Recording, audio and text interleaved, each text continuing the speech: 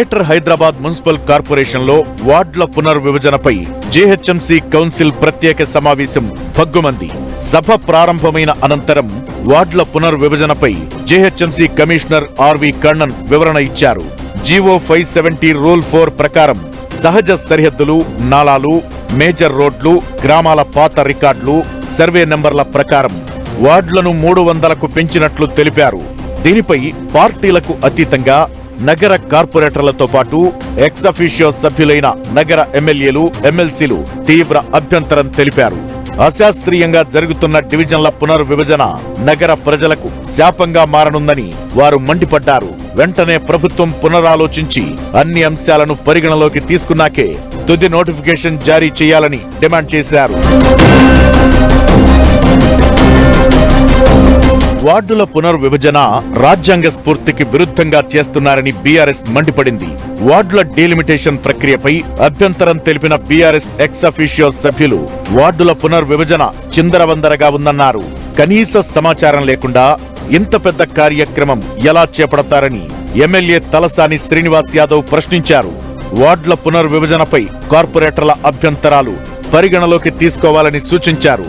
Centre for good governance నివేదిక ఆధారంగా ఎలా విలీనం చేస్తారన్న దాసోజు శ్రవణ్ ఇష్టారాజ్యంగా వార్డుల పునర్విభజన చేపట్టారని ఆరోపించారు. మేడ్చల్ జిల్లాను మొత్తం పట్టణ ప్రాంతంగా ప్రకటించడం వల్ల తమ ప్రాంతానికి తీరని నష్టం జరుగుతుందని మాజీ మంత్రి మల్లారెడ్డి మండిపడ్డారు. సెంటర్ ఫర్ గుడ్ గవర్నెన్స్ కు కాన్స్టిట్యూషనల్ శాంటిటీ లేదు. తర్వాత జిహెచ్ఎంసీ యాక్ట్ లో రూల్ నెంబర్ 5 కానీ 4, 5, 6, 7 ఇవన్నీ కూడా వయలేట్ చేసినారు. ఆర్డినెన్స్ 2వ తారీఖు నాడు పట్టుకొచ్చినారు. జియో డిలిమిటేషన్ జియో వచ్చేసి గజెట్ వచ్చేసి 9వ తారీఖు పట్టుకొచ్చినారు. ఇంత పెద్ద 2000 కిలోమీటర్ల వైశాల్యం కలిగినటువంటి ఒక కాన్స్టిట్యున్సీని 6 రోజులు 7 రోజుల్లో మొత్తం తతంగం పూర్తి చేసినాం అనేటువంటిది హ్యూమన్లీ ఇంపాసిబుల్. వాళ్ళు ముందే నిర్ణయించుకొని జీవోలు తర్వాత పట్టుకొచ్చి ప్రజల మీద రుద్దేటువంటి ఒక దుర్మార్గమైన అనుమూల రాజ్యాంగ నియంత్రణతో పనిచేస్తా ఉంది తప్ప అంబేద్కర్ రాజ్యాంగం కాదు. మరోవైపు డీలిమిటేషన్ పై బీజేపీ ఫైర్ అయింది. గ్రేటర్ హైదరాబాద్ లో వార్డుల విభజనపై అభ్యంతరం వ్యక్తం చేసిన బీజేపీ కార్పొరేటర్లు డీలిమిటేషన్ గందరగోళంగా ఉందన్నారు. ఎంఐఎం కు అనుకూలంగా బీఆర్ఎస్, కాంగ్రెస్ పునర్విభజన చేపట్టాయని ఆరోపించారు. వార్డుల పునర్విభజనపై ఇప్పటికైనా కమిటీ వేయాలని బీజేపీ కార్పొరేటర్లు డిమాండ్ చేశారు. డివిజన్ కు 44,000 మంది ఉండేలా ప్రణాళిక రూపొందించాలని సూచించారు. మొత్తం హైదరాబాద్ సిటీని భౌగోళికంగా మార్చే కుట్ర చేస్తున్నారు.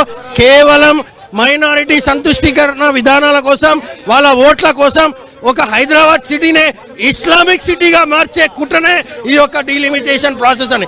ఎందుకంటే రేషనలైజేషన్ ఎక్కడ లేదు, ఏ ప్రాతిపదికన తీసుకున్నారో డివిజన్ అనేది చెప్పడం లేదు. ఈ రోజు ఈ మ్యాప్లు ఇచ్చేసి నంబర్లు పెట్టిరు. మేము దీన్ని ఎట్టి పరిస్థితుల్లో ఒప్పుకోవట్లేదు. ఇక వార్డుల పునర్విభజనపై ఎలాంటి సమాచారం లేదన్న ఖైరతాబాద్ ఎమ్మెల్యే దానం నాగేందర్ హైదరాబాద్ పరిసర మున్సిపాలిటీల విలీనాన్ని స్వాగతిస్తున్నామన్నారు. ప్రిలిమినరీ నోటిఫికేషన్ కావున అభ్యంతరాల స్వీకరణ గడువు పొడిగించాలన్న దానం వార్డుల పునర్విభజనను శాస్త్రీయంగా చేపట్టాలని సూచించారు. వార్డుల పునర్విభజనపై ముందే సమాచారం ఇచ్చి విభజన చేపట్టాల్సి ఉందన్నారు ఎంఐఎం ఎమ్మెల్యే బలాల. జీహెచ్ఎంసీ వార్డుల పునర్విభజన ఉద్దేశమేంటో తెలపాలని ఆయన డిమాండ్ చేశారు. బీజేపీ, ఎంఐఎం సభ్యుల నిరసనల మధ్య వార్డుల పునర్విభజనపై అన్ని పార్టీల సభ్యులు వ్యక్తం చేసిన అభ్యంతరాలు, సూచనలను పరిగణలోకి తీసుకుని ప్రభుత్వానికి నివేదించాలని కమిషనర్ను ఆదేశిస్తూ జీహెచ్ఎంసీ మేయర్ విజయలక్ష్మి సభను వాయిదా వేశారు.